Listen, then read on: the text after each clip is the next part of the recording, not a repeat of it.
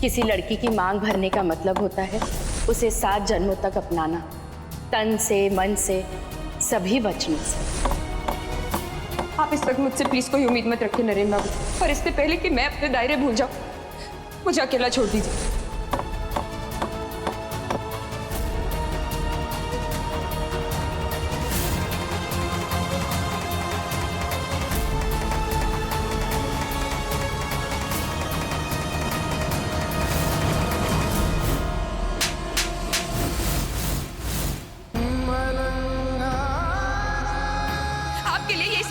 किसी लड़की की मांग भरने का मतलब होता है की गहराई क्या होती है उसे 7 जन्मों तक अपनाना, समझना भी तन से, मन से, दायरे भूल जाऊं, सभी वचनों से। मुझे अकेला छोड़ दीजिए।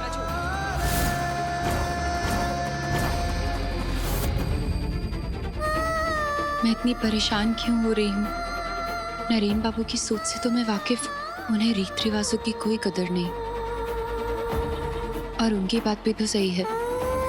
जीते जागते लोगों को बेजान चीजें कैसे जोड़ सकती हैं?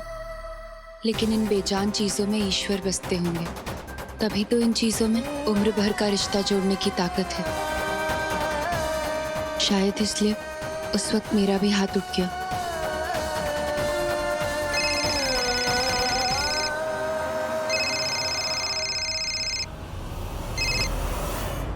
हेलो आंटी, आप अभी तक जागी हुई हैं? बेटा नरेन ठीक तो है ना? थोड़ी देर पहले मेरी उससे बात हुई थी और वो बहकी बहकी सी बातें कर रहा था, सिंदूर के बारे में पूछ रहा था। मुझे बहुत घबराहट हो रही है बेटा, कहीं फिर से वो कुछ ना। नहीं आंटी, आप टेंशन मत लीजिए, मैं अभी देखती हूँ।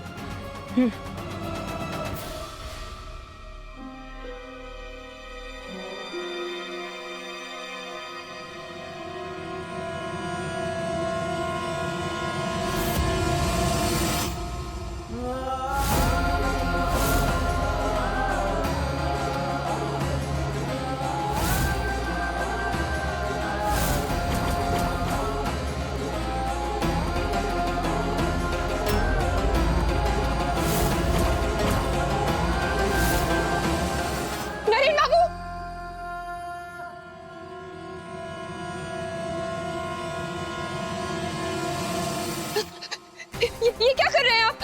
अपनी गलती की भरपाई। खुद को तकलीफ पहुंचाकर कहाँ की बहादुरी दिखा रहे हैं? उठिए। जाओ यहाँ से पूजा। नरेन बाबू, अगर आप मुझसे माफी चाहते हैं तो आपको उठना होगा।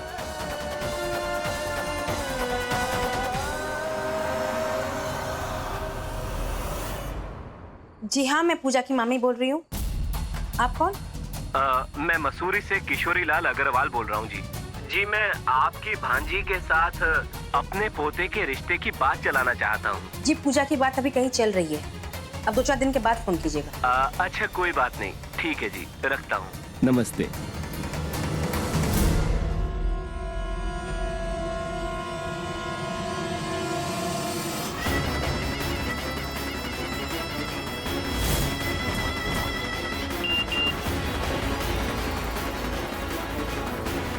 बंधु,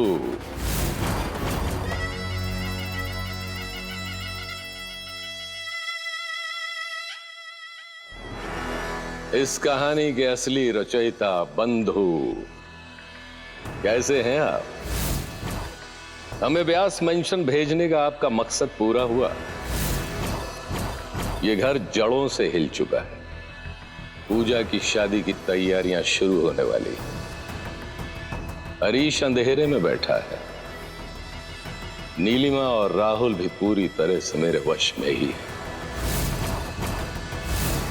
और रही बात नरेन की, तो इतने दिनों में जो जवाब नहीं ढूंढ पाया तो अगले 2 दिनों में क्या पालेगा। आप तो बस अपने आने की तैयारी कीजिए, हम आपके इंतजार में हैं।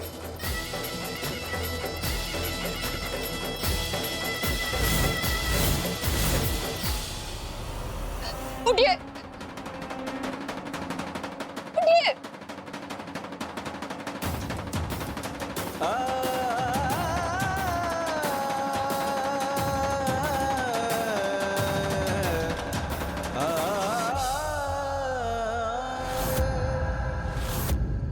खुद को सजा दे रहे थे, मुझसे बदला लेना चाहते थे आप।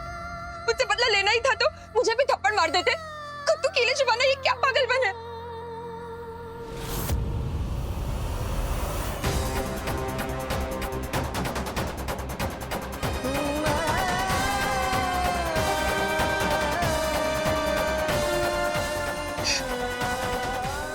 मैं जानती हूँ आप ईश्वर तक पहुंचना चाहते हैं नरेन बाबू, लेकिन इस खोज का कोई अंत नहीं। अब कब तक ईश्वर की तलाश में यूं भटकते रहेंगे? शायद मेरी खोज में कुछ कमी रह गई हो, तभी तो अब तक मुझसे छुपे बैठे।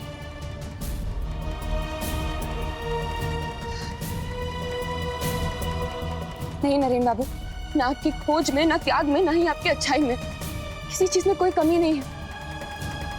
ईश्वर आपके जैसे लोग बहुत कम बनाते हैं और आपको ये बात पता होनी चाहिए। मैंने तुम्हें इतना हर्ट किया, फिर भी इतनी आसानी से तुमने मुझे माफ कर दिया, जैसे कभी कुछ हुआ ही नहीं। तुम्हें इतना परेशान किया, फिर भी तुम्हें बस मेरा ही ख्याल है।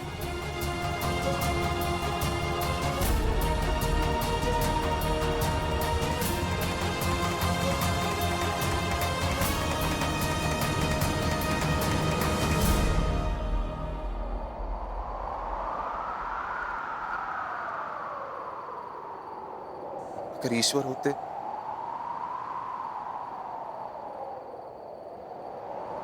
तो उनकी आंखों में यही सादगी, यही सच्चाई, यही अपनापन होता होगा ना।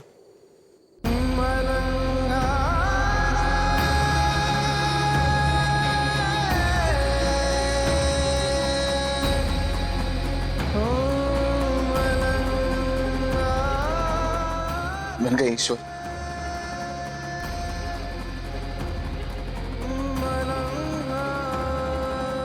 मिल गया ईश्वर का एहसास। मैं अभी आता हूं। तुम ये रुको, ये रुको।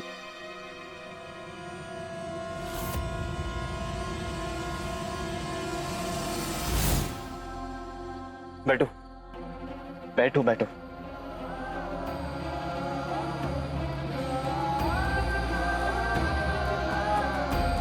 अगर कहीं ईश्वर है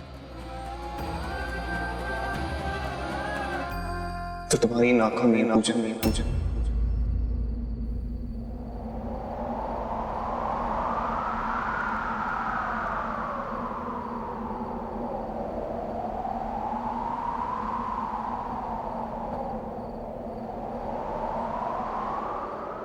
वैसे तो इन सारी बातों पर मेरा यकीन नहीं,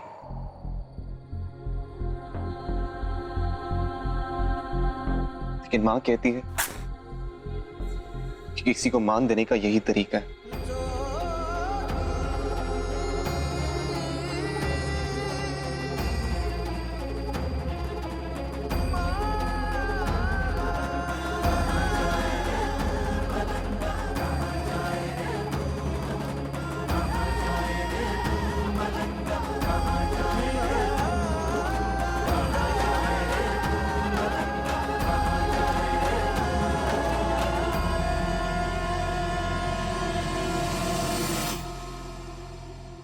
ये क्या कर रहे हैं नरेन बाबू?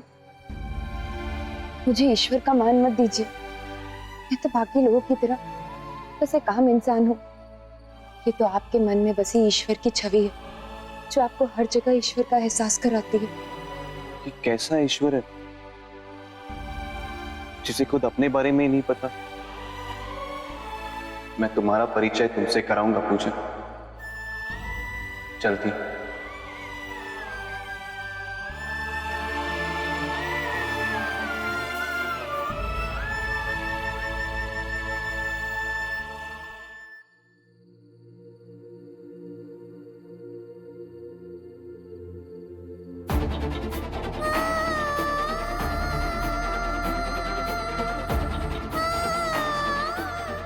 अगर कहीं ईश्वर तो तुम्हारी इन आंखों में पूजा।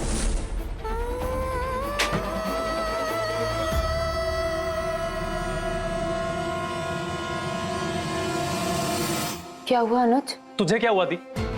अपने बॉस के साथ रहते रहते तू भी पागल हो गई है क्या? उसके सामने तुझे कुछ दिखाई नहीं दे रहा? तेरी आगे पढ़ाई करने की इच्छा, खुद की डांस एकेडमी खोलने का सपना, ये सब बैकसीट जा चुके हैं। तू तो ऐसी नहीं थी दी। लेकिन हुआ क्या भाई? होगा क्या? तेरे और तेरे बॉस की हरकतों के चक्कर में माँ ने तेरी शादी की बात करनी शुरू कर दी। और कल तुझे लड़के वाले भी देखने आने वाले।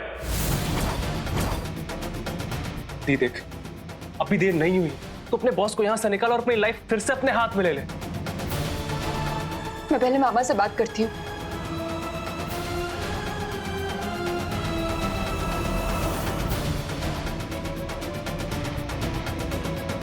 बस और नहीं लूंगा। अरे लड़की, इधर आ, मैं तुझे ही बुलाने वाला था।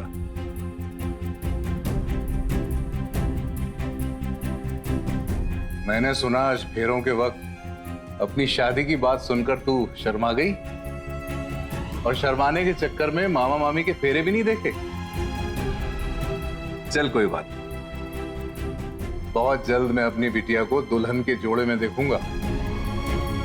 और सच कहूं तो तुझे दुल्हन के जोड़े में देखकर मेरे तो 4 धाम पूरे हो जाएंगे। और तुम्हारी शादी सावन को हो जाए। तुम्हारे मामा ने सालगिरह पर मुझे यही तोहफा दिया है ना? कल एक बहुत अच्छे परिवार तुम्हें देखने आ रहे हैं। अगर राम जी ने चाहा तो इनके ऑपरेशन से पहले ही कल ही रिश्ता पक्का हो जाएगा। और बेटा, तू किसी भी बात की चिंता बिल्कुल मत करना। तुझ पर कोई दबाव नहीं है। जैसा तू चाहेगी ना, बिल्कुल वैसा ही होगा।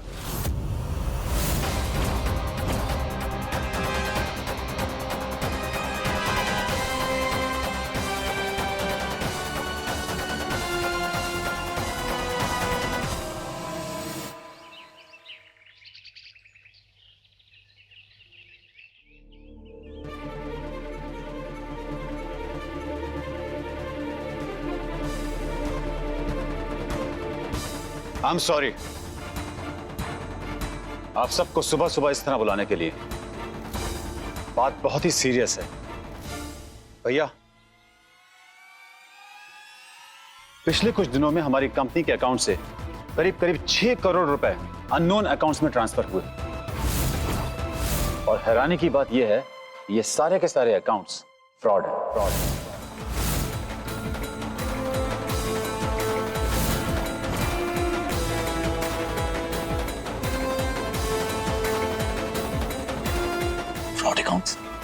लेकिन मनी ट्रांसफर की अथॉरिटी किसी ने तो दी होगी। इन कंपनीज को जो भी चेक इश्यू हुए हैं, उन सब पर आपके सिग्नेचर है। What?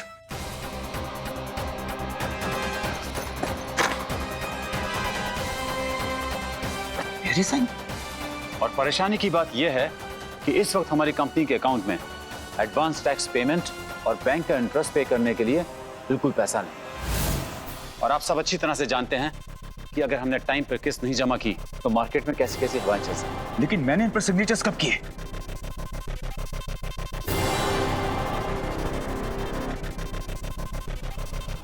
ताऊ जी, कुछ चेक्स पर आपके सिग्नेचर चाहिए थे। हरीश, कुछ दिनों के लिए चेक्स, शेयर्स, प्रॉफिट लॉस की बातें छोड़ देना क्या इतना मुश्किल? राहुल, जहां तक मुझे ध्यान में आ रहा है, अभी रिसेंटली तुम्ही ने कुछ चेक्स मुझे साइन करवाए थे ना? हाँ ताऊ जी, मैंने चेक साइन करवाए थे, पर वो तो कंपनी के खर्चे के लिए थे। आपने फ्रॉड कंपनी के लिए कब साइन किया, मुझे क्या पता। ये चेक मैंने कब साइन किए, कुछ ध्यान नहीं आ रहा है राहुल। वाह भैया, इतनी आसानी से आपने 6 करोड़ रुपए पानी की तरह बहा दिए, और वो आपको ध्यान भी नहीं है। इस तरह की हरकत अगर हम में से किसी ने की होती तो अब तक तो हमारी धज्जियां उड़ाकर आपने ऑफिस से बाहर कर दिया होता। अब आप बताइए भैया, आपको क्या सजा दी जाए?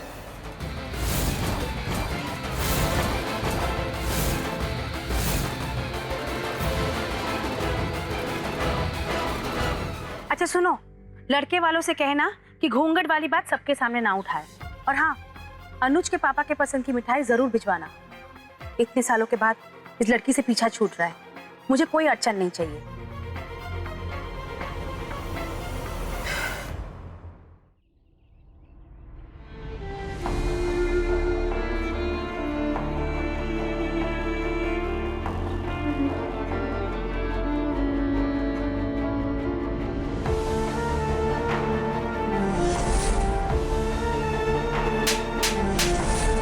अगर कहीं ईश्वर है तो तुम्हारी इन आंखों में है पूजा।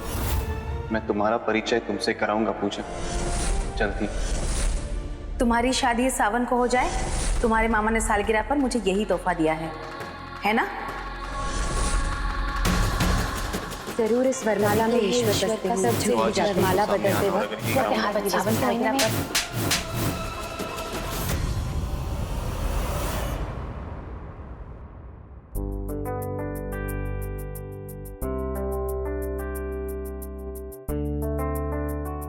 आज तुम्हारे लिए बहुत स्पेशल दिन है।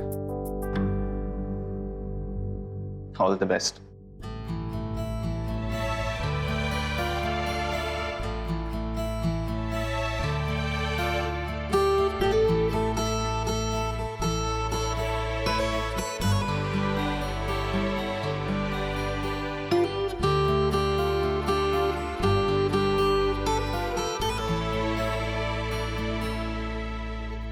क्या हुआ?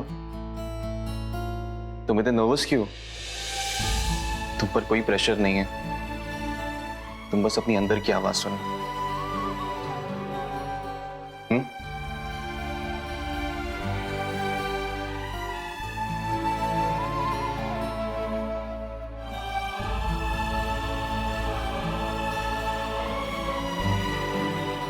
मुझे तो यकीन ही नहीं हो रहा कि तुम्हारी शादी हो रही है।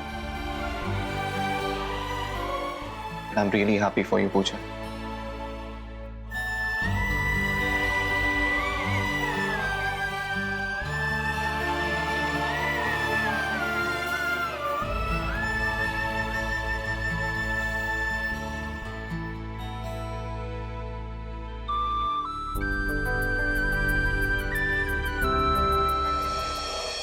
हार्दिक,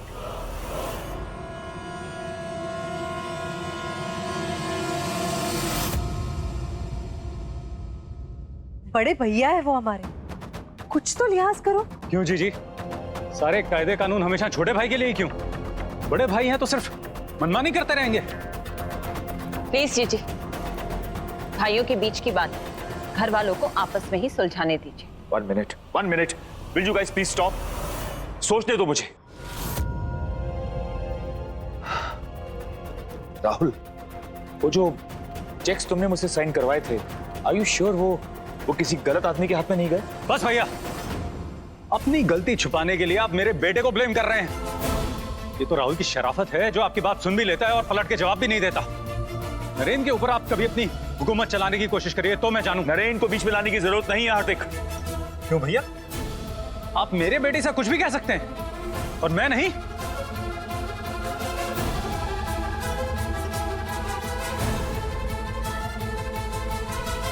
काम डाउन हार्दिक, जीजू राहुल को थोड़ी ना ब्लेम कर रहे हैं, वो तो बस नीलू, भैया को और डिफेंड मत करो।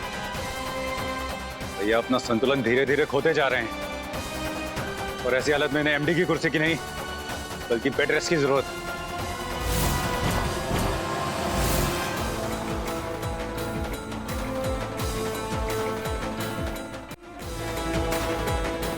जीजा जी, मुझे लगता है कि भैया का राजपाट छोड़ने का वक्त आ गया है।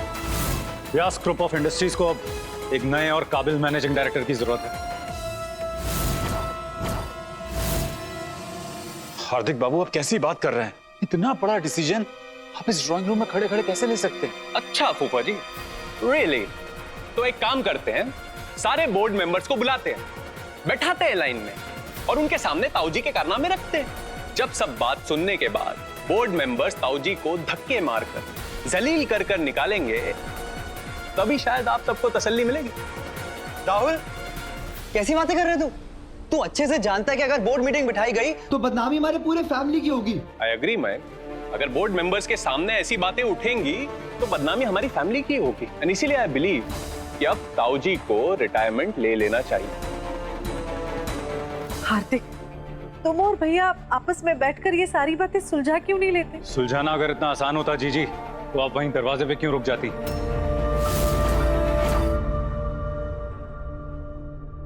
पिछले 2 दिन से आपने घर में कदम भी क्यों नहीं रखा? बस अब मैं और कोई बहस नहीं चाहता। या तो भैया एमडी की कुर्सी छोड़ दें या तो इस पूरे बिजनेस का बंटवारा कर दिया जाए।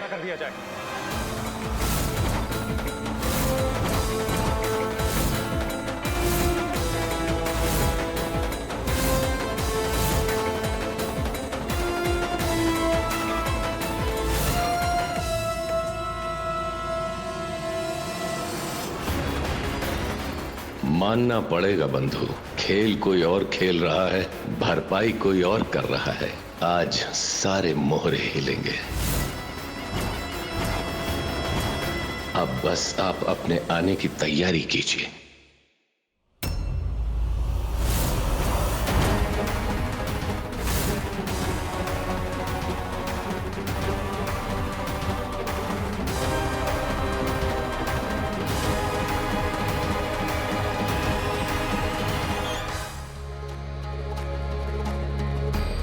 दायरे भी रिश्तों के पहलू, एक है तो दूजा भी होगा। कभी दायरे बिन रिश्ता ना निभता, तो कभी दायरों में रिश्ता ना खिलता।